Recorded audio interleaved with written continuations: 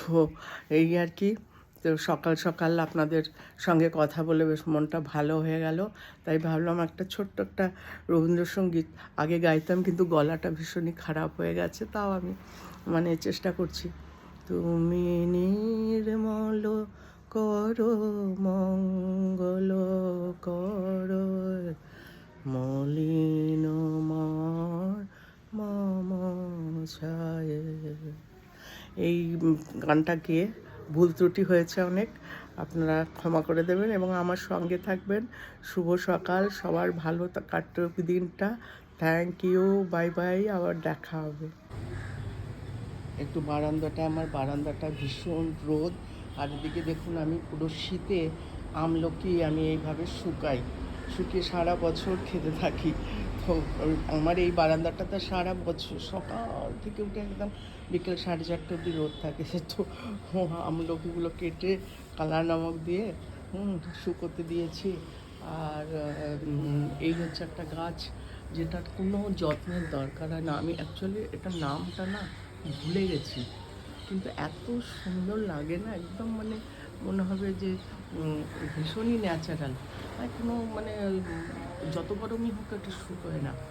আর আমার এটা এক অন্য ধরনের একটা ইয়ে আছে, মানি প্ল্যান্ট আছে। আপনার মানি প্ল্যান্টটা দেখুন, মানি প্ল্যান্টের ভেতরে অন্যগুলোর দেখবেন আপনি কেমন ইয়ে থাকে, এটা একদম প্লেন, হ্যাঁ একদম প্লেন ধরনের মানি প্ল্যান্ট।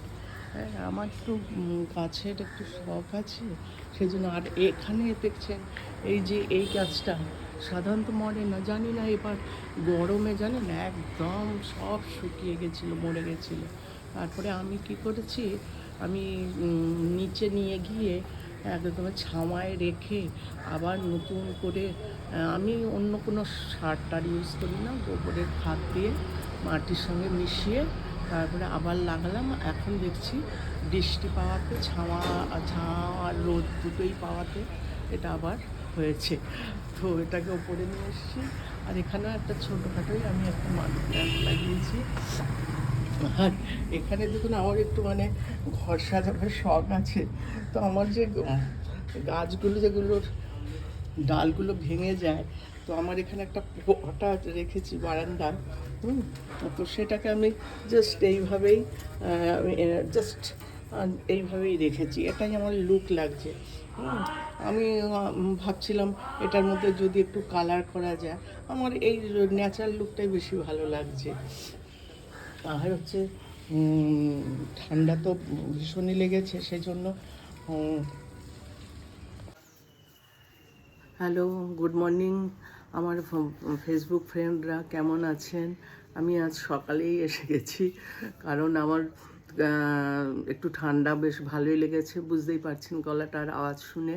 তো সেই জন্য একটু সকাল সকাল উঠলাম, আর একটু হালকা ঠান্ডাও লেগে গেছে। তার ফলে হ্যাঁ, তো সেই জন্য রোদটা উঠেছে, তাই একটু রোদটা এনজয় করছি।